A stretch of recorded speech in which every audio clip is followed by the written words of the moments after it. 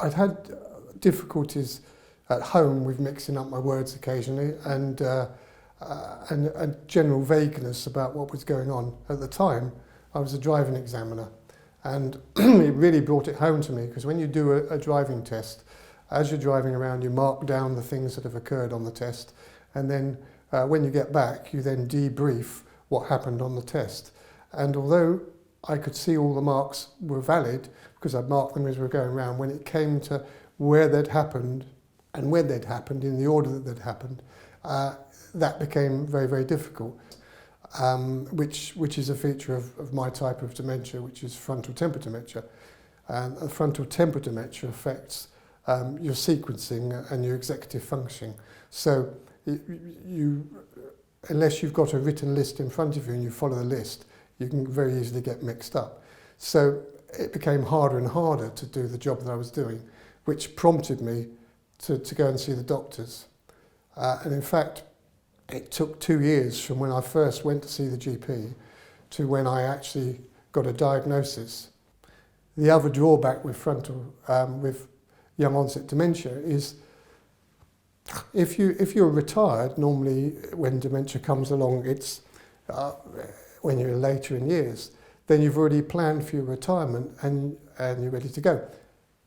Whereas for me, I'd planned to work for at least another 8 to 10 years.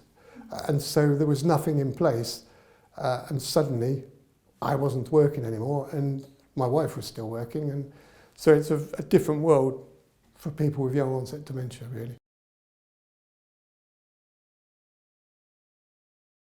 Well, I think the thing to do is to find out as much as you possibly can about the subject. The Alzheimer's Society are brilliant. They've got so much information which you can download, or they can send it out to you. There's reams and reams of it. And a lot of people, when they get diagnosed, if they're not diagnosed with Alzheimer's, they assume, well, the Alzheimer's Society is only for people with Alzheimer's. And so they don't look into that. And people should really. I think if it was possible, then Alzheimer's Society should perhaps be called the Dementia Society, and then suddenly that would take in everybody, because of course Alzheimer's is just one of the types of dementia that there are. There's over 100 different types of dementia, so it's an umbrella term. So one, seek out as much information as you can, and two, get involved in as many things as you possibly can, like dementia cafes, peer support groups, and just get out and about, because the bottom line is that you're no different the day after diagnosis as you were the day before diagnosis. You're still the same person, but now you need to find ways of keeping yourself going to give you that positivity to push on. The memory services have been excellent. They've been very friendly, very forthcoming, and certainly been involved in dementia cafes and the forget-me-nots groups, even more so. That's helped me. The way I look at it is I may have dementia, but dementia hasn't got me, and I just get up and get out there and do it. And I think Winston Churchill said many years ago, one of the things he said was, never, never, never give up. And that's my mantra. I'm just not going to give up on it. Certainly getting out and about, and as I've already covered, being positive as much as you can in your life about things that you can do.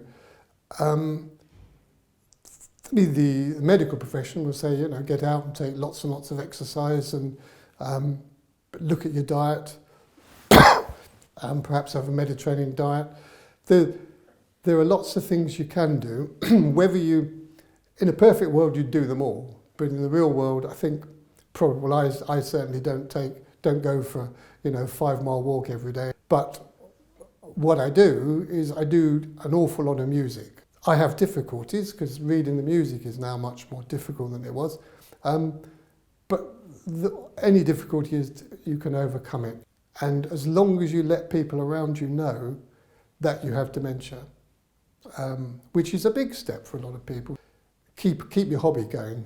A lot of people would say, well, that's I can't do it anymore. Well, it's finding coping mechanisms, and I'm constantly doing that every day, finding a way around the problem and finding a way to carry on with my life as much as I possibly can.